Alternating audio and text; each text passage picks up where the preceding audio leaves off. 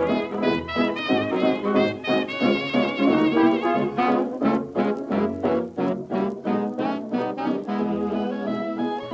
and welcome to The Late Shift. My name is Val and I'm joined with James, Saul, and Jonah. And today we are infected. We've got two noticeably sick. One, I won't say who, brave and noble champion who's not letting it get to him, and a ripe body for the taking. Who has been crunching vitamin C tablets since this morning after realising he's going to have to record with 3 diseased specimens. What Jonah is Ellen Ripley on a border ship with many aliens trying to fuck him up. This is the reason why I've suggested that we get through this episode as quickly and as painlessly as possible. I bravely threw myself upon the sword and said that I won't derail conversation and stick to my own plan. 2 of the 3 derailers are ill.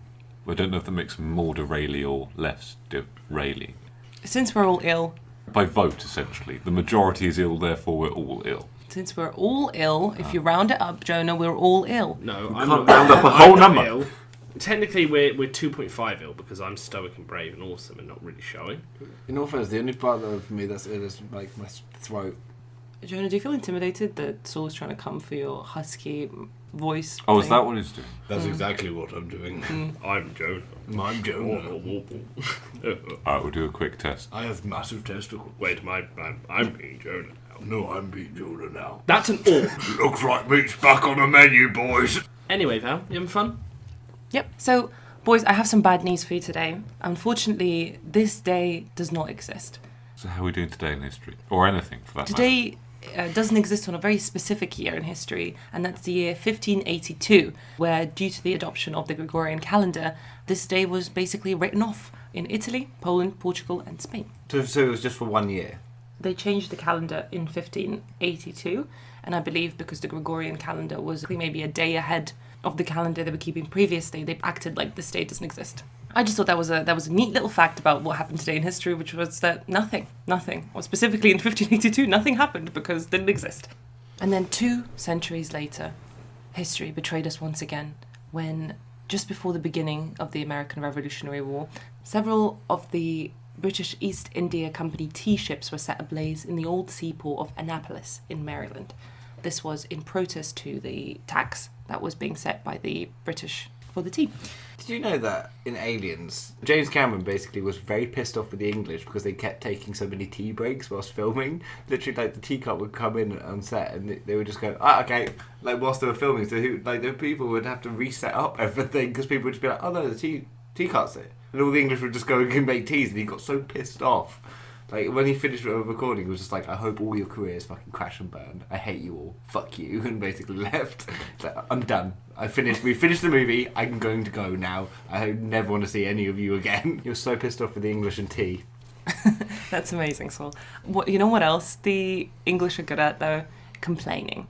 And on this day, a carpenter mounted his soapbox and complained about high food prices. This was actually one of the first recorded events that led to the establishment of the Speaker's Corner in London's Hyde Park. Hyde Park is one of the most famous parks in London, and specifically there is a spot there called the Speaker's Corner where people take an opportunity to talk about things they feel passionate about. Sometimes these are political leaders, religious leaders, these are people who are maybe students or people who just fancy reading spoken word poetry. Basically, it's a point in London where anybody can say pretty much anything and hope to attract an audience, because Hyde Park is an area that has loads of tourists and people walking through it at all times. So it's an opportunity to have your own audience on what is essentially kind of a soapbox. Yeah, so this is like the origin story of this carpenter being like, I'm going to make this a thing. So he gets this like little box and stands up in it. It's like, food costs too much!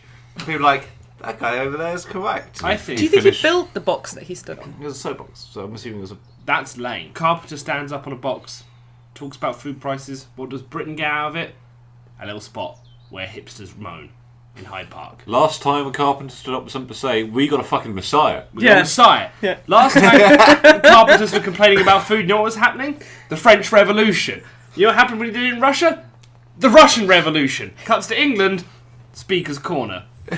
This is all about institutionalizing complaining.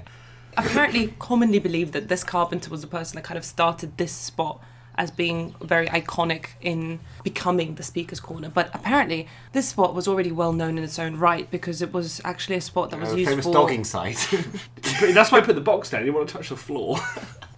It was a spot that was used for hangings, public hangings and executions. There's a famous tree there called the Tyburn Hanging Tree, where the soapbox is under. And before people would be executed, because it would attract such big crowds and would be essentially like a national holiday, people would go and see there them. was this big event. In fact, in 1724, when Jack Sheppard, the highwayman, was executed, it was reported that a crowd of up to 200,000 Londoners appeared at the site. That's a lot of people. It's a lot of people, especially because like unlike a festival, there was no like big TV where you could see him. So one guy at the back probably like just couldn't see anything. Yeah, but He just probably had like. Yeah, but think about this. Hello. Yeah, Hey. you're a London peasant of that era. Not much happens to you. You say you're a baker. You cook bread. You sell bread. You go home. You cook bread. Set London on fire. But when they're saying they're killing a famous highwayman, who you've heard about in the papers, No, I'm not disputing the fact that people turn up. Yeah, It's like a I'm big not event. disputing the fact that there's loads of people there. But surely, by the stage of like 200,000 people, there's a large proportion of those people that couldn't see shit. Oh yeah, absolutely. But they were there to be like, I was there. It was probably got drinking and. Well, yeah, because that's where the Merch. the story of the hangover. Yeah. We call it a hangover because it's the feeling that you get after a hanging. It's literally why it's called a hangover. Are you fucking with me? No, There's also why it's called one for... When people say one for the road, it's the fact that the journey that they travel to the gallows, they stop at all the pubs and drink. Yeah. So they say one for the road that they walked down, and that's also why it's called a hangover. That's where those two I didn't English know. phrases... Yeah, there you go. Yeah. English phrases about hangings. So the spot where these people were hanged was called the Tyburn Hanging Tree, but then I read that in 1571 it actually had to be replaced because they wanted to build special gallows that would allow more than one person to be hanged at any one time, to create more of a show, because these became an event of entertainment. People who were due to be hanged would be allowed to plead their case and say their final words and speak to the crowd. Plead their case. Not that they would do any good. They could give the most rousing speech. They'd be like, well, Well, James, hang him. well, James, power of the mob. Say, for instance, if Jack Sheppard managed to convince 200,000 people that he was innocent, I don't think the 4 guards that were trying to hold him in place could do much about that. You'd be surprised, but did you know that it used to be a thing that they could try to execute you 3 times? If it didn't work 3 times, you were not allowed to be executed, because they saw it as a sign that God didn't want you to die. If they tried to say that there was a famous woman, can't remember her name, who they tried to hang 3 times, and 3 times the door failed to open, something got caught, and the rope snapped in one of them, and she lived all 3 times, and after that they put her in prison for the rest of her life, because they can't execute her, because God doesn't want her to die. I like how like she's not free to go. It's like there's like you will not die, but you will do eventually in prison. What I'm trying to say is that this whole Speaker's Corner tradition came from a very, very grim time in history where people rejoiced in public bloodshed. But it kind of became a place where people came to speak their mind freely and do so in public without fear of being hanged for it. George Or Orwell. knowing they were going to be hanged anyway, so fuck it, I'll say what I like. Yeah. Or Food not. prices are too much. Really? Really, they're your last words. I try to get a snack on the way over here. You see the carpenter with the box under his arm, just be like, well, there goes my speech. I guess I'll go home. That man who's just been hanged stole my speech. That's what I'm complaining about. And the guy after that was that guy in the box who's whinging too much. Could the soapbox have something to do with it as well? Like the box gets kicked out from under your feet before you get hanged? No, I thought- it was by then it was a trapdoor. Right. It used to be the kind of thing where obviously you have budget hangings where it's kind of tie you to a horse. Well, not tie you to a horse. Tie Put you on a to horse. That defeats the So point. they tie you to a horse, they then kick the horse and you Horse ride. runs away and the rope just goes. And you just run up like, see you later, assholes. No, Thanks for the horse.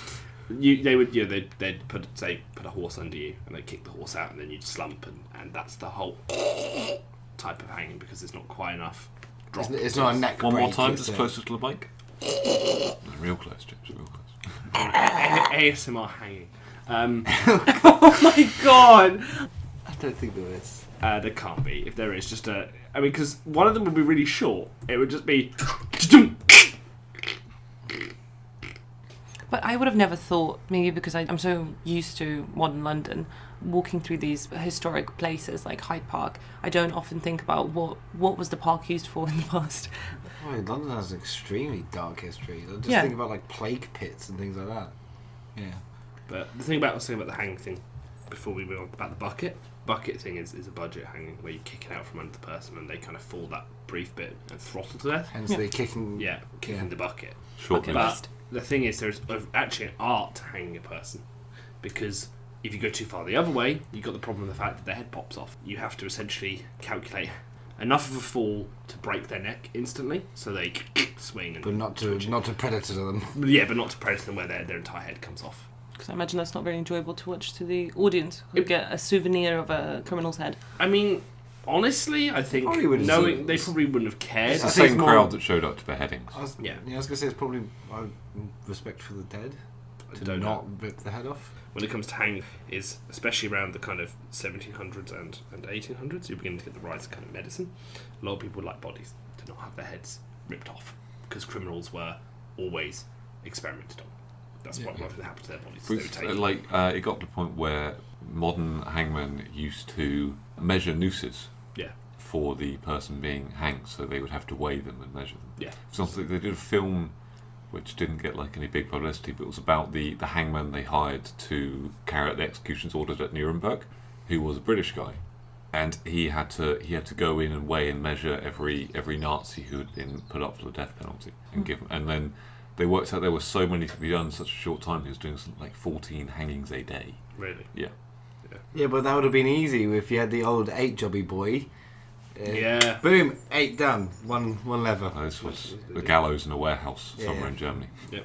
And to be fair, there was, again, with the fall of a lot of the death camps, there are a lot of budget hangings going on when the Allies and Soviets were liberating places like, I think the Commandant of Auschwitz was hanged on the spot, pretty much, by the Russians. Russians. Just hanged him. I'm surprised they weren't shot. Pun? A waste of bullets. Waste of bullets. Yeah. Or potentially quicker. Well, that got dark. So, George Orwell actually later described the Speaker's Corner as one of the minor wonders of the world, where he had listened to Indian nationalists, temperance reformers, communists, Trotskyists, the Social Party of Great Britain, the Catholic Evidence Society, freethinkers, vegetarians, Mormons, the Salvation Army, the Church Army, and a large variety of plain lunatics. I imagine hanging around the Speaker's Corner was a pretty interesting insight back in the day, and maybe still today, into what people are upset about, what do people care about, what are opinions going around. I feel like if you were stuck for inspiration, it definitely would have been the place to chill. Certainly easier to sift through than Twitter, which you could argue is a better barometer of what people care about. But there's such a volume of stuff you'd never get through it. A slight bugbear I'd like to talk about is modern news will often have a whole segment, especially like kind of Good Morning television, where they just talk about what people are saying on Twitter. And I'm like, I don't care. It doesn't matter. Anyone can say anything on Twitter. They'll be there like, so this is what people are saying right now about this news story. And they're like, I don't care. I don't care in the slightest. Well, I think it's all about trying to make the news feel real, trying to make the news feel like not just statistic. I am kind of the stuff. school of thought that the news should be read by a very dour-looking Britishman who doesn't seem to care about anything. Whether he's talking about a man won the lottery today and spent all of that money on helping sick children, he'll say it like that. Or if it'll be like, murders are up, everyone's getting killed. It should be the same deadpan voice. No emotion, just this is what's happening. That's how I like to ingest my news. The kind of thing where if a meteorite was coming to the planet, it'd be like, sad news, chums. World's going to end. Chums Chums is a bit too much. Chums is too much. Sorry, this is why I'm not a newsreader. A large meteorite is hurling towards planet Earth as we speak, giving us around 28 minutes to live.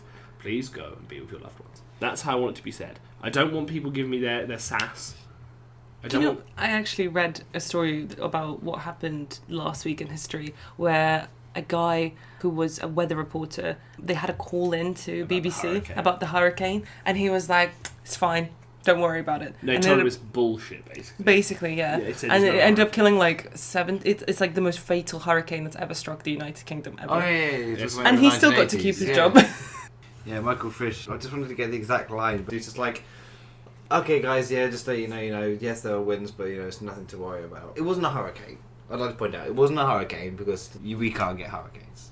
It's not. We get depressions.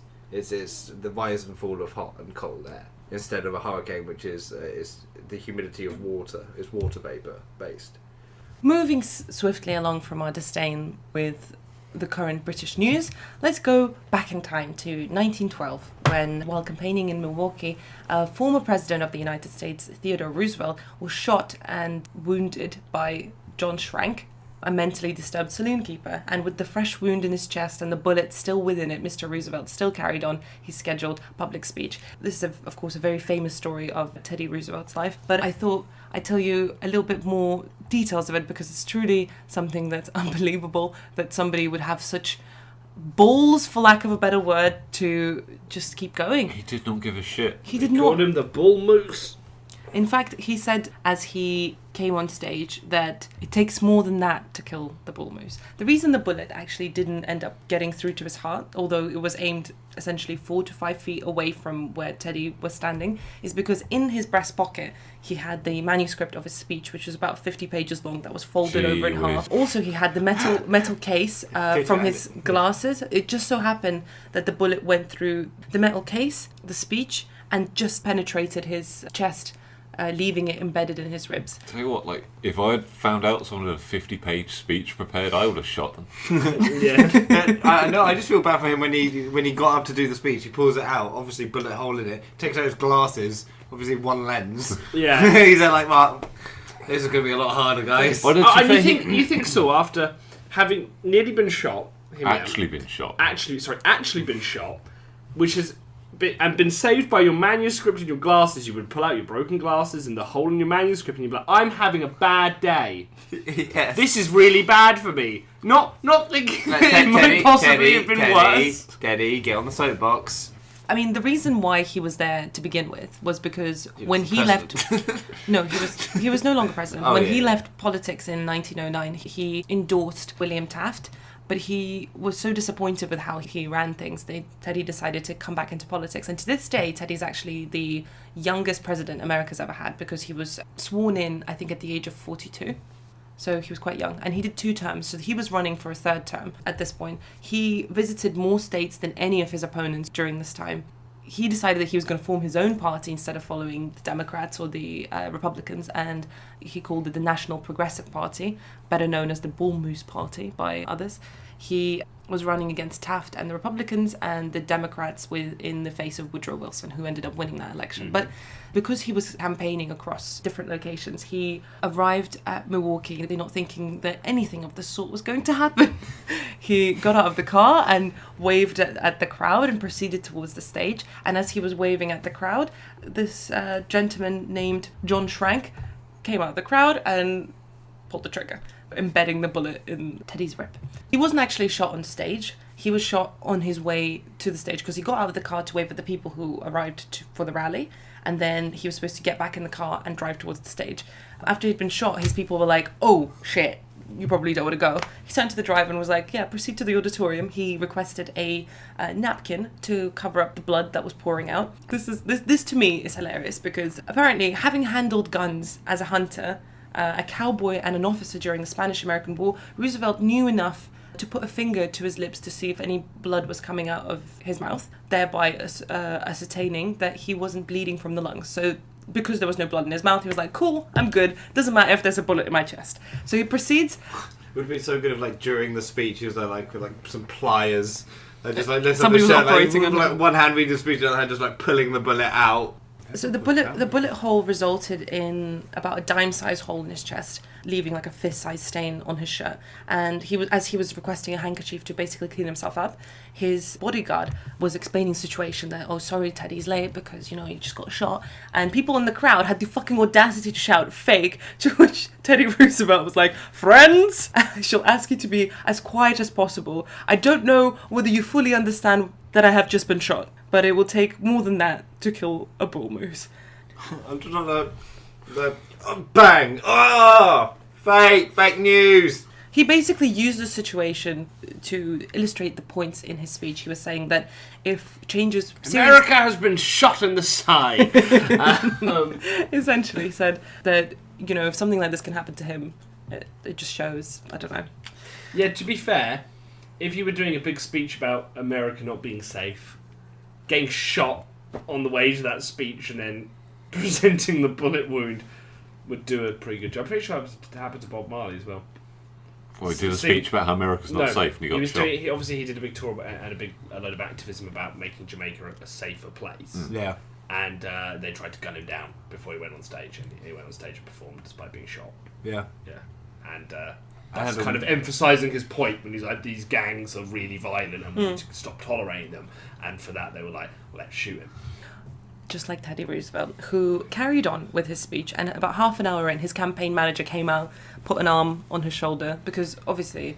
Because it's a 50-page speech. He's like, Ted, all that bullet cred is gone. These people want to go home. No, because Teddy was obviously shaken, pale, losing blood, not having been operated on just yet. And Teddy said, my friends are a little more concerned than I am.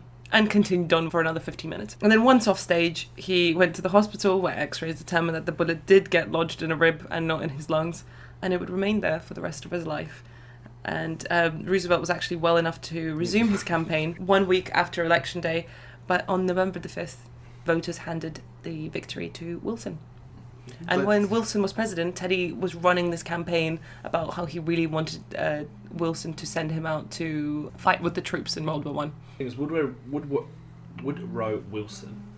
Wasn't his big promise that he was going to keep America out of World War One, but then he brought them into it? No, his whole thing was that he didn't just want to keep America out of World War One. He wanted World War One to end. People don't talk about this a lot, but he constantly liaisoned back and forth between the Central Powers and the Allies, being like, how about we stop the senseless killing? To which they both said, yeah, but we've both got this really clever plan now, which is that they can't afford as much senseless killing as us, so we will continue to senselessly kill, because inevitably we will win. Because about 1916 is the point where that genuinely becomes the plan. Like, say, British High Command were like, it's not about winning, it's about that we have more men than Germany and more resources, so we just keep hurling men at them, and they'll keep hurling men at us, and we'll win eventually. The Russians threw a spanner in the works by ducking out. On account of that big old revolution. But Woodrow Wilson, was very, I guess, pacifist, especially he didn't want to get involved in World War One. But the Germans didn't make it easy for him, because they kept blowing up Americans on ships. Because essentially they started a U-boat campaign. Unrestricted submarine warfare, against the British, because they were like, we're going to starve them out their island. So because the British Navy kind of ruled the seas, so they had a lot of U-boats. The Americans would trade a lot with the British, and the Germans would get a bit trigger happy with their torpedoes and would shoot. I think the Lusitania is the ship they sunk to start off with, which got the American public very upset, because there was about 1,000. I don't know how many, maybe not 1,000, but there was a lot of Americans on board. And suddenly they were dead, and the Germans were to blame. And the Germans, this is the thing about the Germans, which you have to almost give them credit for, with the Americans, with their gigantic kind of resource supply, came saying, did you just blow up our people on that ship? The Germans said it was a valid target. Like that. Anyway, the Americans didn't enter the war then, but the people were pissed. They then sunk another ship, I can't remember what that's called, but again it starts with an L. And Woodrow Wilson had to get involved in World War One, because the American public were like, the Germans keep killing us. And not too soon again in World War One, because Britain was really, really depleted for resources. And after World War One, he is of the big three in Versailles, the one who's like, let's not do this again. Let's not go around throwing sticks and stones, and let's just forgive one another. To which George Clemenceau of France comes in with a chainsaw rather than a stick and says, let's hack up Germany till it's not even a thing anymore. And had to get talked down from make Germany not a thing to let's just leave it. Let's just shoot it in the back of the head. Well, shooting at Versailles was pretty harsh. Look, it's pretty impressive getting shot and continuing on with the speech. So I was like, what kind of man does it take to do something like this? I'd heard like facts about Teddy here and there, like that he was a really good fighter, that he was left blind in one eye because he was boxing in the White House. But I wanted to know, who's the man behind the legend? And apparently it's a very, very interesting person.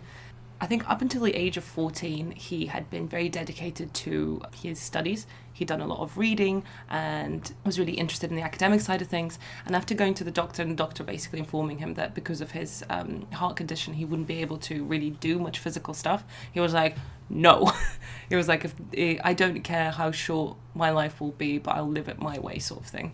So he basically turned into a person who was an avid reader, an avid writer, but simultaneously also an expert in various martial arts, and was like a really good boxer. And obviously the boxing is what lost him the sight in his left eye, I believe. This part of his story is pretty terrible. In 1884, his mother and his wife died on the same day. his wife just being upstairs, having died from complications from childbirth, and his mum dying from a typhoid fever. And he carried on and continued being a badass after that, going on adventures, skinny dipping in the Potomac River, winning a Nobel Peace Prize. One of the things that he's very famous for is the big stick diplomacy policy. Speak softly and carry big stick. Every single time he mentioned this in one of his speeches, he said, this is an old East African proverb. There's no record of such thing. He actually single-handedly made it up. Like, that's the only thing that... The only time that this phrase has ever been uttered in history has been by Teddy Roosevelt, claiming that it was a proverb from a different culture. I thought that was pretty funny, because he always attributed it to that. He was like, oh, as they say. And he still got a Nobel Peace Prize. Yeah, he did. It's for mediating the Treaty of Portsmouth, which ended Russo-Japanese War. He was the first American to capture the award, and he used the prize money to fund a trust to promote industrial peace. From the outside, maybe history has been very kind to him, but it looked like Roosevelt was interested in what was going on in the world around him. He was the first president to have travelled while being in office on a plane to another place. So he went to Panama for one reason or another. And I mean, He Didn't he dig a do- canal. Yeah, he did the Panama Canal. Yeah, that was his theme. he wrote 35 books and an estimated All of 150,000 them letters. steamy romances. I hope so. All starring him. Speak softly, carry a big stick. The novel. He was the first president to fly on a plane. He flew on the Wright brothers airplane for 4 minutes, which I bet was a thrill. Apparently, when he went to Harvard, he really didn't fit in with a lot of the boys there because they came from very posh families and such. Whereas he really enjoyed screaming across a field if he saw his friend and laughing raucously and... Well, he was a country bumpkin. Yeah, and I mean, really, when it was all like with gesturing as well. Apparently, when he spoke in class and he got really passionate about something, he started pounding his fist into his other hand, which made people really uncomfortable because nobody expressed themselves like that. He was asthmatic. Yes, and he had a heart condition as well. Yeah. Yes, And but his philosophy in life was always a lot of physical exercise. He hunted. He led a cavalry unit in the Spanish Civil War. Yeah. The Spanish-American War. Yeah. His first wife, the one that died on the same day as his mother, they met at Harvard, and he was notoriously very, very jealous, even though she wanted nobody else but him. I mean, he's a pretty remarkable person. I feel like it would be very difficult to compete with. But she wanted nobody else but him. But he was notoriously very jealous, and apparently once called for a pair of French dueling pistols to be brought to him because he was about to throw down at someone. Imagine that, imagine you're nice to the girl in your university, and then you see fucking Teddy Roosevelt come in with 2 pistols, like, I challenge you to a duel, and you're there like, what the fuck is going on? These are both for me. Get your own. He's like, what? No, they're both for you because you need the advantage. Yeah, I've just But it's going to affect me, bitch. Teddy just runs at you. Yeah, just pulls out his 50-page manuscript and he's just like, I'm going to shove this down your throat. One of Teddy's more annoying habits was the fact that when he would read something, and this started when he was still in college, when he'd read a magazine or something like that, he'd rip out the page that he'd just read and throw it. And he'd do this when he would deliver speeches, like, for example, if he's giving a speech, like very much like the speech in Milwaukee, as he would finish a page off his manuscript, he'd throw it, and then the people who, the reporters that were there, would collect the pages. And that's why we have so many of the pages that have the bullet holes in them, still to this day. His daughter, Alice, who was named after his first wife, was very much like a father and performed loads of strange behaviours considering her station. For example, because she was banned from smoking inside the White House, she would smoke on top of the White House, barely dressed. And much to the dismay of her father, she did a lot of strange things. Anyway, apparently the reason Teddy didn't enjoy being called Teddy is because that was the nickname that his first wife called him by, and that's why he didn't very much enjoy it. And also when he was in school, he was called TD because he was very small. A group of kids who couldn't speak right. Hey, it's Didi. Leave me alone, random Slavs. No, Didi, you're silly. How did you get into Harvard? So that's why he didn't like people calling him Teddy, or TD for that matter. He preferred to be called Colonel Roosevelt towards the end of his life.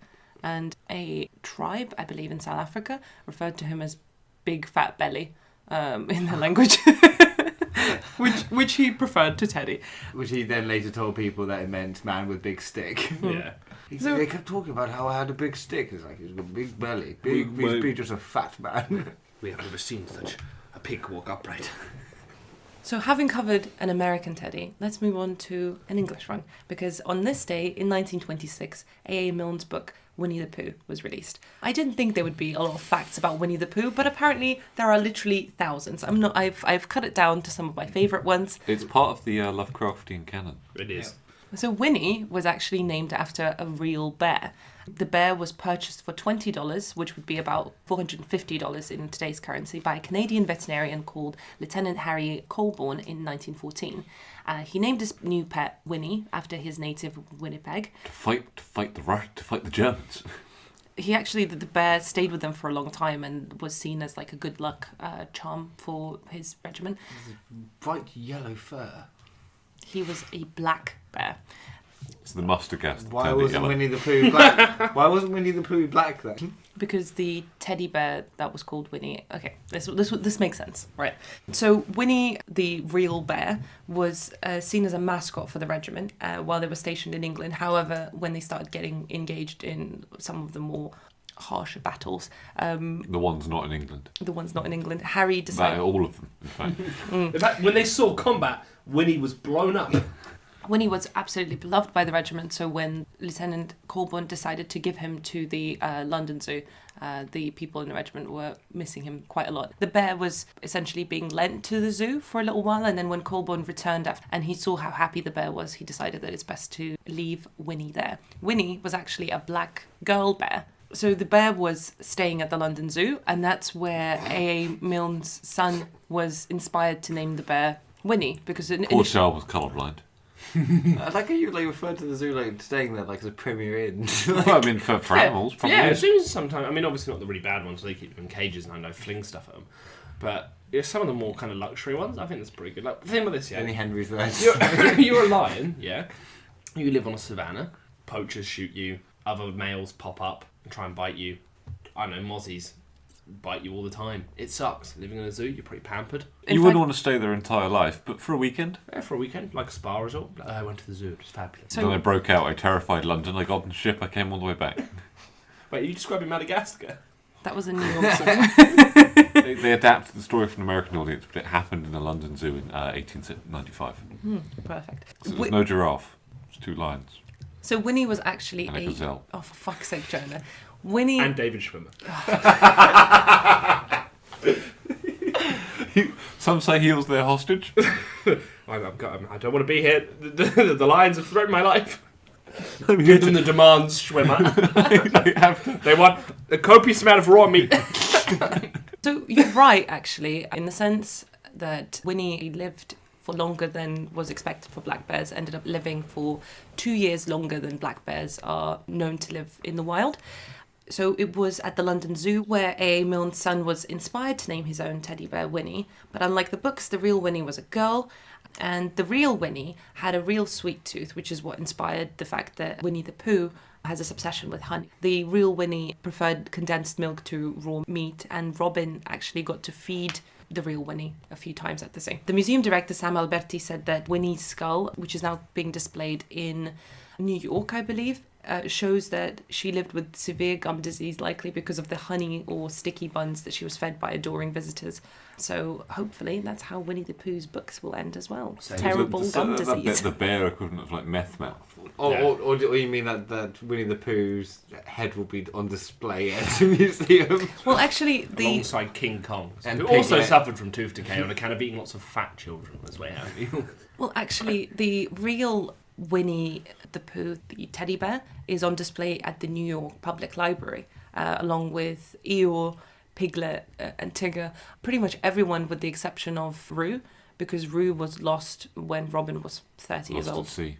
Unfortunately, the real-life Christopher Robin resented his father for using his name in the books, which he wrote about in his memoir, and this is a direct quote. "It seemed to me almost that my father had got to where he was by climbing on my infant shoulders, that he had filched me from me, my good name, and left me with nothing but empty fame." If you compare like the story of Robin and Winnie, the real one, to the books, I don't think he took that much from it. Well, it seems Apart from names. I don't remember that one where Christopher Robin's like, Pooh, let me see your gums. And he's just like, you don't want to see them, Christopher. I've worn my life. I'm in constant agony. Well, he spent a lot of time with his son and basically adopted a lot of the voices that we know and love as the characters have come from his son. His son used to play and give these voices to each of the animals. So really, if you think about it, his dad basically like copied everything that he was doing as a child, which in a way you could perceive as being very cute. Like, I don't know, like our parents maybe have recordings of us as when we're younger, whereas his dad actually made a living out of publishing these stories. Yeah, exactly. I just don't feel comfortable with old Robin there being like, when I was a kid, creative genius, and my dad stole it. Did you write it down in your crayon books? Yeah, like, Also, I bet like A. Milne's estate kept him very nicely. If it was anything like Tolkien, Yeah. like the money that stuff keeps making. I mean, they're still making movies. And Netflix shows. We know why the bear was called Winnie, but why Pooh? Where did that come from? So some sources say that the Milne family met a swan named Pooh on vacation, and Milne actually referred to the swan named Pooh in his poem called The Mirror. He wrote, "Christopher Robin, who feeds his swan in the mornings, has given him the name of Pooh. This is a very fine name for a swan, because if you call him and he doesn't come, which is a thing swans are good at, then you can pretend that you were just saying Pooh to show him how little you wanted him." In 2014, a meeting was held in the tiny town of Tuzin in Poland to decide upon a new patron for the local children's playground. Pooh was suggested, but then denounced due to the questionable attire. Because of his faith. He wasn't a good Catholic. Because he's not wearing any pants. The counsellor said it's half naked, which is wholly inappropriate for children. does have genitalia? I know. Pooh does. He might be tucking under his chub. You not see that episode of Drag Race? Like, Pooh explained that how he tucks so well. Yeah, and he just lifts up his belly and just flops out. It's been hiding here the whole time. He tucked him in belly button.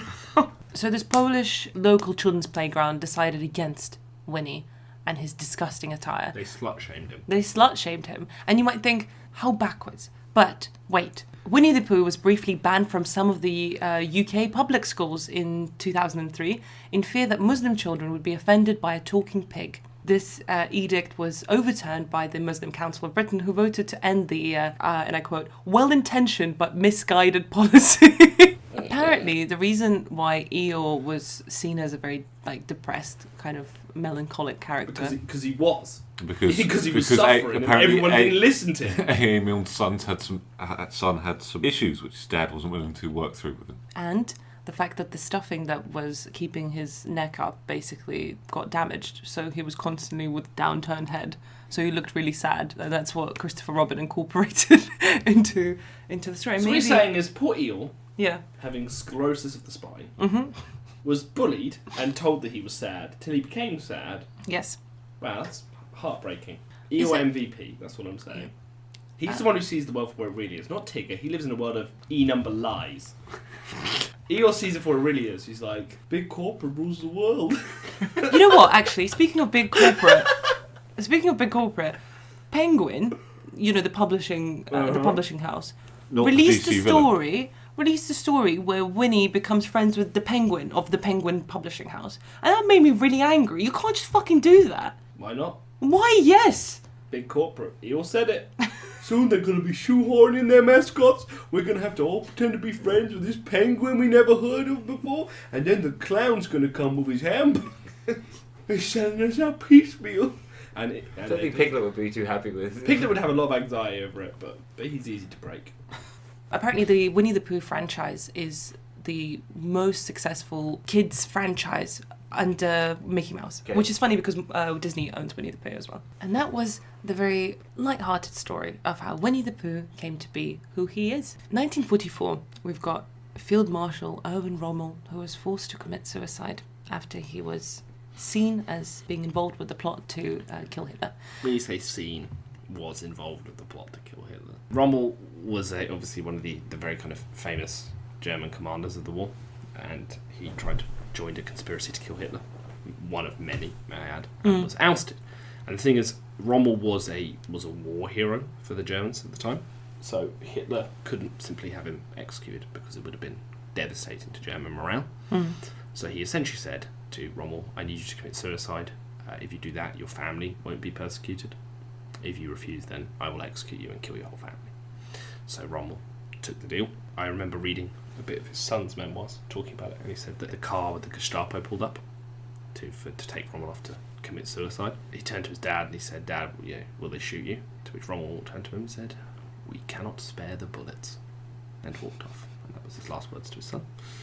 He drove off in the car and took a cyanide capsule, died in the back of the car, and was buried like later on. So he committed suicide. That's what he did. He was bumped off, basically. How come it didn't work out for him? How come they didn't manage to kill Hitler? Yeah. I think they didn't kill Hitler. That's the main that's thing. the main thing. No, I know, but I mean, what made the plot fail? Surely. I actually don't know what the particular plot of that one was. That wasn't the one they blew up his bunker in No. Poland, was it? That was, 43. I think it was 43. And there's obviously Valkyrie, which is that's the one. The Tom Cruise Valkyrie one. is the Tom Cruise one. Yeah. No, Valkyrie is the bunker where they tried to they put a bomb under a table, and the leg of the table essentially saved Hitler's life. Rats. I'm not sure what happened with with Rommel, what particular one he was involved with. But basically, it was a very large conspiracy of Rommel where German high command was essentially like, we can't win this war. We certainly can't win this war if Hitler stays in power. Their plan was to bump off Hitler, make peace with the Allies, Yeah. and fight the Russians. Yeah, because they were losing. Rommel was very famous for being one of the commander of North Africa. He was called the Desert Fox. Was a very good commander of the war, very good with his tanks. Famously ignored orders via Berlin to round up Jews that he caught. So he's a very controversial figure because there are a lot of apologists who will argue that Rommel is like a knight in shining armour on the wrong side. There are other people that are quick to remind people that he was still On the a wrong Nazi. side, yeah. And It was because he gave the British Eighth Army such a hard time. The British sometimes do the thing the Romans do, which is if they find someone tough to beat, they just make them up to be really good. So we had a good excuse, like Caesar and the Germans. They like 8-foot guys who ran alongside horses. yeah. British Why'd with they it- bring horses if they could just run? Exactly. yeah, well, But- Caesar so- liked making up lies. So the British historian's very kind to Rommel because he kicked them up and down North Africa for a while.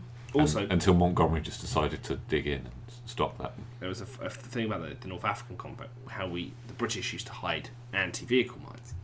So we found out that the Germans had a superstition that if they ran over camel poo, it would bring them good luck. So we started putting mines in the camel dung. The German would always be driving his half-track, see the fresh pile of camel dung, would drive over it and it would go kaboom and blow him up. But the Germans figured this out, that that's what we were doing. So we started putting tyre treads into the camel dung. So it looked like someone had already run it over and it was safe. So the Germans would beeline for it and blow them up. Imagine having that as your job. Yeah, camel poo sculptor. And by way of revenge, they deployed vastly superior anti-tank guns and just blew our tanks up from a kilometre away. Yeah. Because we deployed ship boxes. And then the Americans showed up and said, "Hey, would you look at these M3 Lees and Shermans we got?" And they caught fire. Yeah, they were called Tommy cookers. Yeah, because They just sell fire. You just sell fire. Well, no, not because of the heat, because they hadn't done what literally everyone else had done by this point and put water tanks around their ammunition racks. So any piece of hot shrapnel would cause the whole thing to explode. Yeah. Yeah. So American Rommel tanks, Rommel isn't it? himself was a big advocate for blitzkrieg tactics, and one of those commanders that we like highlighting of understanding how war was going to be fought. Yeah, when he everyone- learned from Heinz Guderian. Yeah, so. Heinz Guderian. The Blitzkrieg, well, like it kind of shocked a lot of people. Like France didn't see it coming. Yeah. But as we were discussing a few weeks ago, they really should have, because Heinz Guderian wrote a book. Called Achtung Panzer. That was the name of the book. Yeah, all about how panzers were going to, tanks were going to be really important, and how the Germans were going to use tanks. Which translated just means attention tank. Yeah, Rommel again wrote another. Yeah, all these German commanders were writing papers on. This is how you blitzkrieg, and this is what we're going to do if we go to war again. And although, as Jonah said when we talked about it, that the German tanks at the time were naff before the war, so you can imagine the French High Command reading this and being like, "Then do you use this? You did books with your gun on it?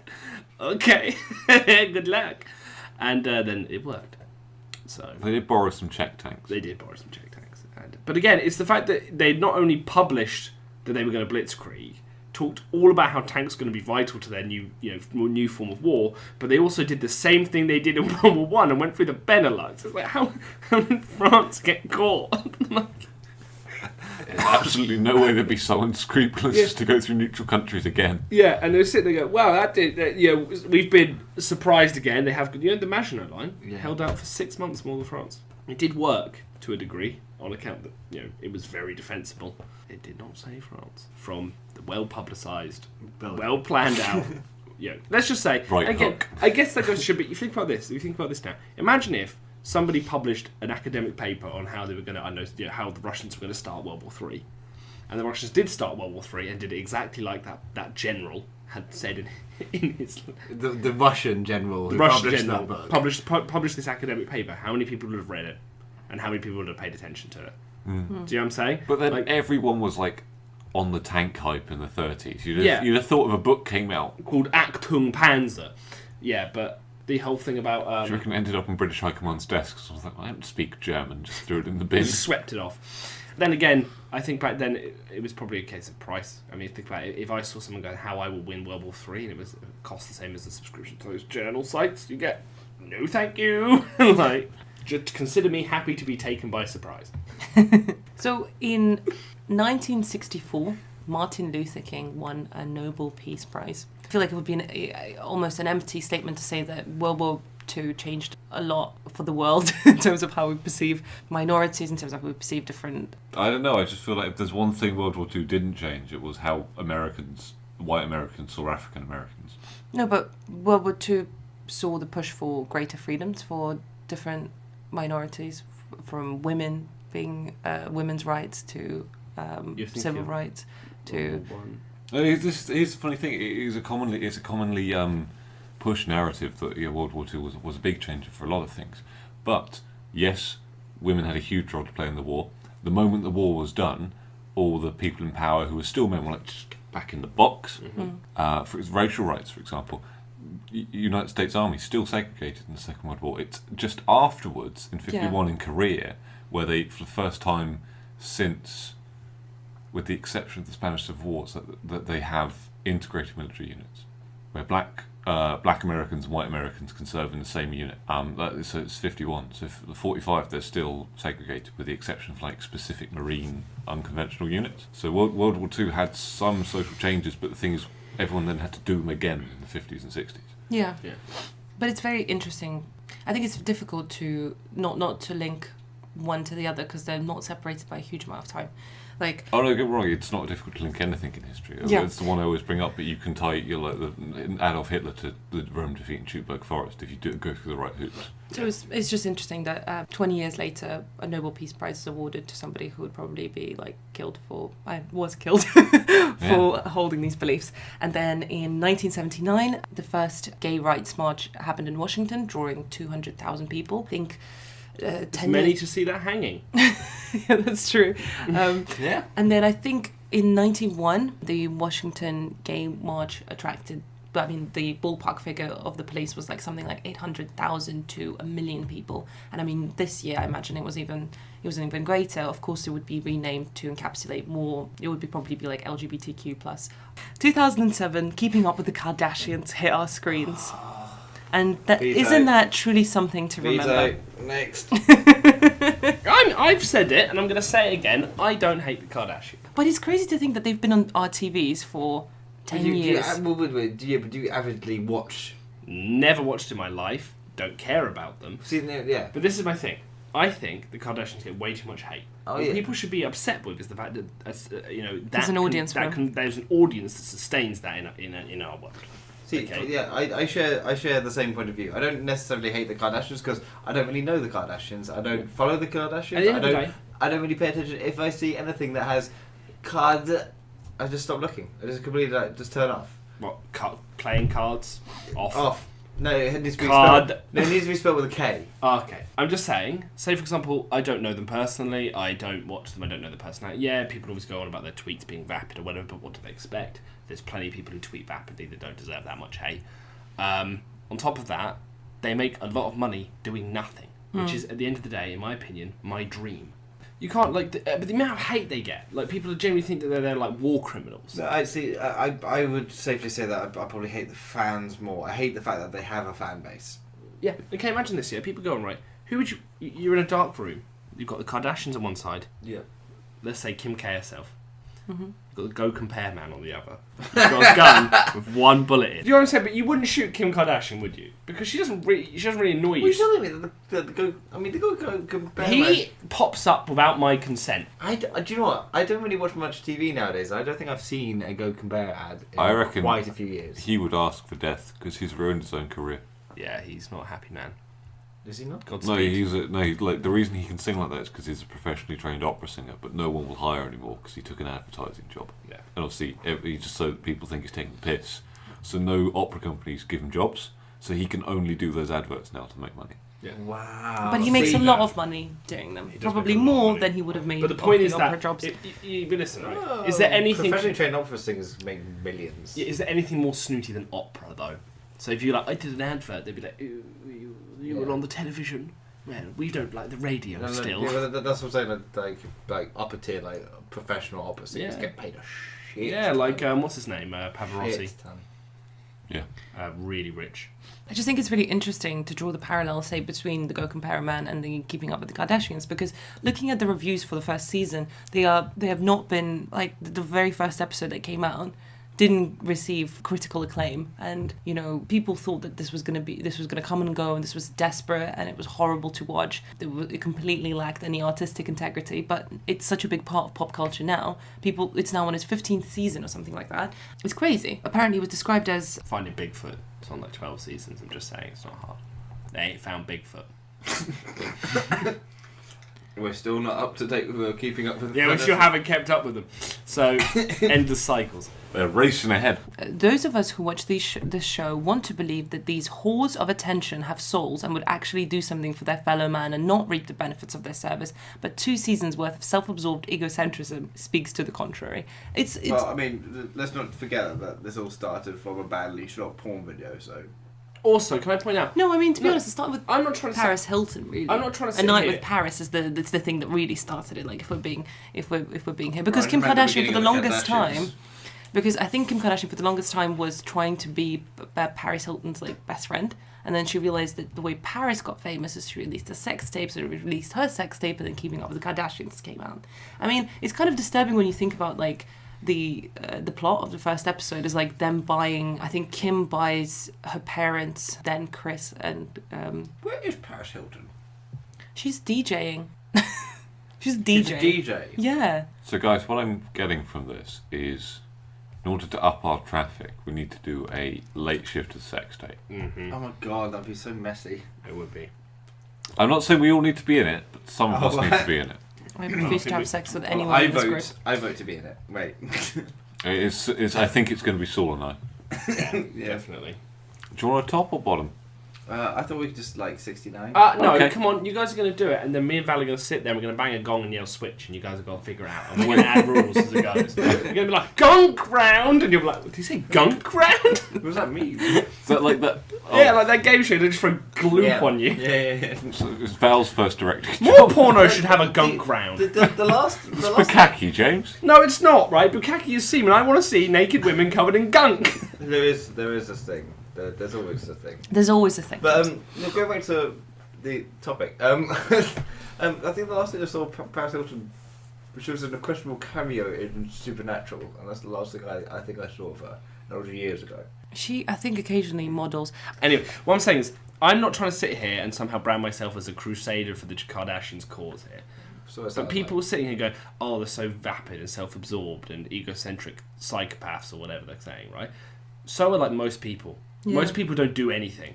They don't go out of their way to be nice to people. They're totally self-absorbed. You're literally just watching a lens on society, and people hate it. But at the end of the day, most people are like that. Yeah. If you hate the Kardashians, you hate everything wrong with just people. So do something about it. Don't just hate on them. They're just the very tippy top of the iceberg. Yeah, If if they you're were gonna the hate the Kardashians, hate everyone. Every people, you go, Every burn people. it down. Every people. Hate every people. Hate every people. That's That's a late shift model. Late shift merch. I think- right there. Hate every people. I think at least from a business point of view, considering how badly they were received from the very get-go, Just kept going. It's remarkable how It's much not they've remarkable. This is the like thing. It's what they how did. they just kept going, and like how much they've grown their businesses. Like, Yeah, but this they've is got a what- finger this- in every fucking Yeah, pie. but Like, this is that's what happens. This is one right. They go out, no one likes it, right? But it's not supposed to be liked by people who write reviews. It's not supposed to be liked by people who are gonna as I said, write critiques of TV. Yeah. Okay, it's supposed to be liked by 13-year-old girls who want to live the lifestyle, who are totally indoctrinated, and all the people that just like reading OK Magazine and Hello Magazine. And why do those things still sell like hotcakes? Because there is this huge group of people who aren't vocal on critical websites who just absorb that stuff all the time. Okay, and they do that. They appeal to them. They come out and people go, "Oh, it's vapid nonsense." And the people who are watching the show haven't even Wikipedia'd that review because they don't care. They just like watching famous people do famous things. These are the same people that sit there and like wait for any celebrity to fall into a scandal so they can enjoy it because they're just like gossip. I mean, it's just a new form of like opiate of the masses, so to speak. Just keeping people entertained with the lives of the rich and famous. It's And I mean, that's YouTube now. That's what it is. Like same thing. a lot of You talk about like why I say like the Paul brothers famous because they have their audience and their audience don't care what everyone else thinks. They care about the fact that they watch this. and the fact that they make the videos the way they do make them controversial enough that other people talk about them. So Yeah, in effect, it just keeps growing. Same thing with the Kardashians. They just generate controversy. People get upset and call them the worst thing on earth when they're not. That's like malaria, and and Sorry, malaria. We didn't mean to offend you. yeah, you know, and people like that. These people are like destroying the world. Well, no, you're doing it to yourselves. They're just a symptom, of a deep underlying problem. I'm sorry, I'm getting really philosophical here. I just don't want people to say that I'm championing the Kardashians' cause. Although the Kardashians here be championing the cause and want to give me some money, give me some money. I'm a shameless mercenary. I don't give a shit. Pay me. But the point is that that's just a simple. They're sitting there going, "Oh, they didn't do anything. What do you want to see? Would you want to do a show called Kardashians Go Around Giving to Charity?" Rich and famous people don't do that. Like, so you watch Comic Relief, and you watch all these celebrities tell you how you should donate money, and you think if all of you gave 10% of your net worth, this whole thing would be over. Yeah. But it's not. But you want to sit there and you want to be like, I went there and I touched a poor person, which was quite heartbreaking for me, and then I did a big gesture, and they're like, yeah, it's the same thing. The Kardashians are no different. But then, I mean, just the best nothing obligates celebrities to do things like comic relief. So, in a way, like, But it what is I'm a good saying thing that it nothing obligates exists. the Kardashians in their show to go around doing nice things for people. Yeah, that's true. That's true. It's not called the Kardashians are great people and watch them do nice things. It's called keeping up with our bullshit. It's just about three people who are completely devoid from reality being arseholes. That was what it was branded at. That's what the fans expect, and that's what they do. And it's just that, like, people are upset by that. I'm like, well, if you're upset by it, don't watch it. That's all you can do. Because the people who are going to watch it are going to keep watching it. The people who love them are going to keep loving them. The people, you get this all the time. You get people out there I know who are still sending tweets to Vanilla Ice telling him that Ice Ice Baby is a better song than the thing that Queen did that he stole a backing track from. People have wrong opinions. Yeah. All the time. People out there genuinely believe Alien Ant Farm's version of Smooth Criminal is better than Michael Jackson's. They're wrong. There's no way of looking at it. They're just wrong. Yep. I'm calling Tom out for Sympathy of the Devil. He said that the Guns N' Roses one was better than the original. You're wrong, Tom. You're wrong, Tom. Tom's wrong. Tom But is wrong. and sometimes there are I know Toms. this is something that he mentioned to me when I think we were both 14, but you're wrong, Tom. Yeah, but there are Toms out there. There are people who are just going to disagree with you. There are people out there who want to watch Toms who want to watch the Kardashians. And that's what they're going to do. And there's no amount of you going, they're bad people, they're this, they're that, is going to stop them. What's your favourite bad opinion that someone's held? Someone said they didn't like soup, and I was just went, what do you mean you don't like soup? How can you not like soup? It comes in so many different flavours. It might be a texture thing, though. But then again... But you can get different textures. You can can a get- thick soup, thin soup. Thin soup is just, You can just have it's a just broth, a drink. like a broth. Yeah, it's just a drink with bits. I mean, I if I leave a Haagen-Dazs out of the fridge and it melts, I call that soup. It's cold soup. Yeah, cold soup. Cold soup. Yeah, pour some minestrone in it. Perfect. That's disgusting. Oh, it's lovely. It sounds brilliant. Pasta, cold pasta on top of melted ice cream. It's gonna be hard as well. It's gonna be crunchy. Crunchy with the stalks of spaghetti.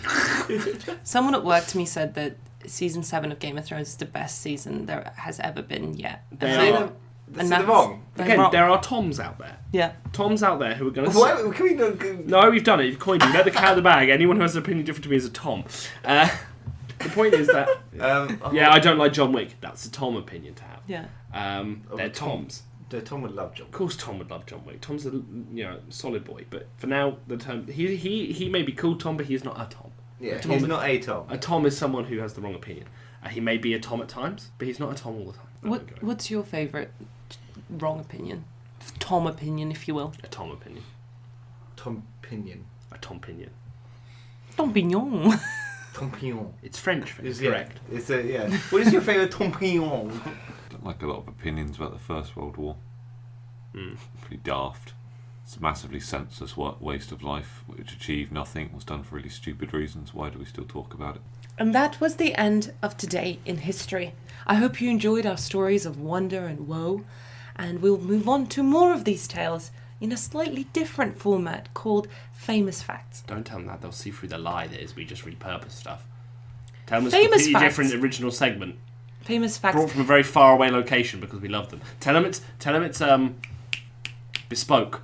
Famous Fact is a bespoke segment that gets rewritten for every single episode, where I sit down and I dig through the internet to find some celebrities who happen to be born on the day of our recording. And I pick unlucky out enough some. to have garnered our attention. Exactly. I look for some facts about them, which may or may not be true, but they are on their Wikipedia file or on a random facts website that was convenient to me at the time. And then I ask my darling co-hosts to match up the person with the fact.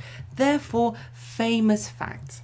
Here we go. So on today's Jonah's the roster... reigning champion, isn't he? You drew last time. We drew, so I kept the belt. You get the belt. That's bullshit. That's how it works. Belt should go to It's how it works! okay, to 2 belts on the line now. So What? That makes less sense. Makes sense. Where'd you get the second belt from? Did you bring it yourself? No, you get another belt for this round, but the last round went into the pot because no one won. So that's no. It's like free parking on Monopoly. No, it's like boxing. I like the free parking scenario. what I tend to do with this segment is I try to pick people from various countries and various professions to keep it interesting. Unfortunately, this time on today's date, we didn't have a great variety of people from other countries, so I've decided to just go for the Western entertainment world, and give you 5 interesting people from that. So, starting with 1939, Ralph Lauren, American fashion designer. 1940, Sir Cliff Richard, English rock vocalist. 1965, Steve Coogan, English stand-up comedian, impressionist, screenwriter and producer. 1979, Stacy Keibler, American actress, dancer, model, as well as a former cheerleader and retired professional wrestler, specifically known for her work with the World Championship Wrestling, WCW, and World Wrestling Entertainment, WWE. And finishing off with 1989, Mia Wasikowska, and Australian actress best known for her work in Tim Burton's Alice in the Wonderland. No, best known for her film work in the film Rogue, an Australian film about a big croc. I was trying to meet them. Yeah. She was in that as well. She wasn't there. Was that the one with Sam Worthington? Yeah, who just died straight away. And we were like, didn't see that coming. Yeah. Okay, so those are our people. Let's get to our facts. I know these people. I think the only one I don't know is the wrestler. Fact number 1. This person owned a succession of Ferrari cars, but stopped buying them after realizing that the depreciation and running costs were greater than hiring a private plane. Is it Ralph Lauren, Sir Cliff Richard, Steve Coogan, Stacy Keibler, or Mia Wasikowska? Who do we think it is? It's I'm 50-50. gonna say Ralph Lauren. I thought it was Ralph. Right, you've gone for Ralph. James, you're going for Ralph Lauren. Saul, you're going for Cliff Richard. I'm looking for Ralph Lauren. Ralph Lauren. Steve Coogan. And you're going for Steve Coogan. Yeah. This person was the star of a commercial with Carrot Top and a graduate with a mass communications degree. Oh, shit. Who's Carrot Top?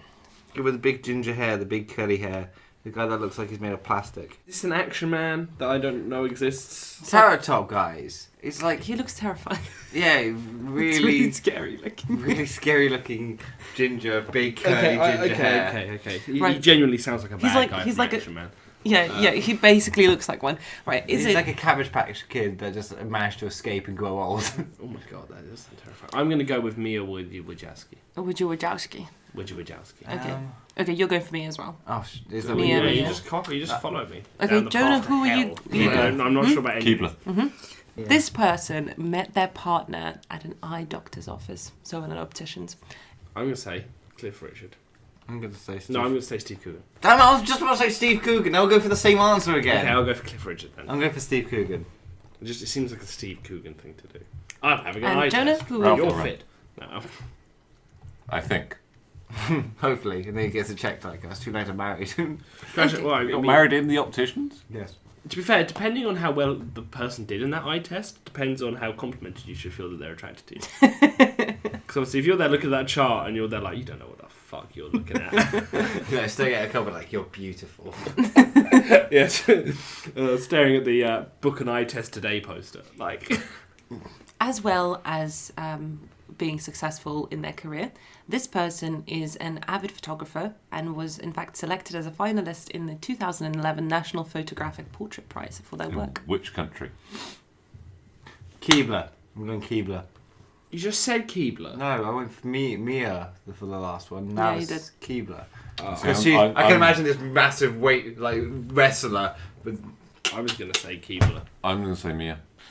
See, now you're copying my answer because I shouted it first. Yeah, Keebler. Keebler. Keebler. Yeah. I think I'm only left with what? Cliff Richard. Oh, shit. Okay, Yeah. this person, A perfectly well-rounded, straight man. imagine if that was This a person famous is a- fact. This person How is, great! this person is a perfectly well-rounded, straight man. Okay. Oh, I think I want a winner here. This person was involved in a near-deadly 5-car crash and insisted on taking a taxi so as not to miss a work engagement. Cliff Richard. Yeah, it's got to be Cliff Richard. I don't know if I'm also right. left with Cliff Richard. Okay. Those were our people and those were our facts. Let's find out where the truth lies. It's about taking Jonah now. And Saul may also win. That is also a possibility. And then you have to find me next time. Yeah. Right, this person owned a succession of Ferrari cars but stopped buying them after realizing that the depreciation and running costs were greater than hiring a private plane. James and Saul went for Ralph Lauren and Jonah went for Steve Coogan. That's Keebler. And Jonah is correct. It was in fact Steve Coogan. I should have gone my gut. I am your gut. Okay. Turn food into shit. Steve Coogan was actually one of the celebrities who ended up suing News of the World for tapping his phone line in 2005 and 2006. He was actually alerted to this by his phone service provider who told him about the possible anomalies on his phone. In 2010, Coogan's legal firm obtained a partially redacted version of Glenn Mulclair's hacking notebook by a court order which showed Coogan had been targeted and his personal information was in the possession of Mulclair. Have you seen Around the World in 80 Days? Yes. Well, Steve Coogan's in there, and he said that that was one of the parts that made him feel like an absolute dickhead because he went to Hollywood trying to do something with himself, and he ended up scoring mediocre parts in mediocre films, and he just said that he felt like a massive dick, and when he came back, he was like trying really hard to make people forget about the fact that one of the films went straight to DVD. Yeah, he was really embarrassed. He was embarrassed to star alongside Jackie Chan in a fun romp around the globe in 80 days, in one of Jackie Chan's strange films where he seems to be in that kind of 1860 to 1910 period forever. I'm not sure if he's the same character in like Shanghai Nights and Around the World in 8 Days, but he's always in that film, you know what I mean? Anyway. That's where he remembered he was actually a good actor and director and just went back to doing his own films again. Yeah. This person was a star of a commercial with Carrot Top and a graduate with a mass communications degree. You've gone for Mia Wasikowska, and you're wrong, I'm afraid, because it was Stacey Keegle. Jonah gets another point. I mean, We're gonna lose. Jonah's gonna take victory again. Undeniably victory. I think we have 0, James. Oh yeah, we have 0. Yeah. You have 5. You were talking about 2 belts, James. I'll take 2 belts. No, there's only one now. The 2 belt. You had the opportunity for the 2 belt deal. I'm sorry, Scott. James. You went down with me. I thought I was copying should you. it? I thought I was copying your answers to win, but you were copying my answers to lose. Saul's got bad juju when it comes Oh, to I his know. guessing. Whenever Saul picks, change your answer. If this is to live by. Stacey, as I said, was a wrestler for the World Championship Wrestling thing, and she was a very memorable contestant while she was on there. One of the storylines that she was involved in was that during the match, she was kicked in the stomach, and she revealed herself to be pregnant the next night, beginning a new angle for her and her co-star. Holy shit! She got kicked in the stomach and became pregnant. It's called the kick of God. That's not how that works. Good for her. I don't know who she is. She was so good looking, in fact, that Bruno Tonioli named her legs as being weapons of mass seduction I've on never her seen time this woman in my on life. Dancing with the Stars or whatever it was called. Oh, American Strictly. Yeah. So she was on Dancing with the Stars, and Bruno called her legs the weapons of mass seduction. How witty, eh? And slightly lecherous. I mean, that's basically his brand. She does have really long legs, though. They're All right, Saul, you're in the same brand as Bruno Tonioli now. Yeah, congratulations. He's just very short. I think that's photoshopped, but it was my favourite picture I saw.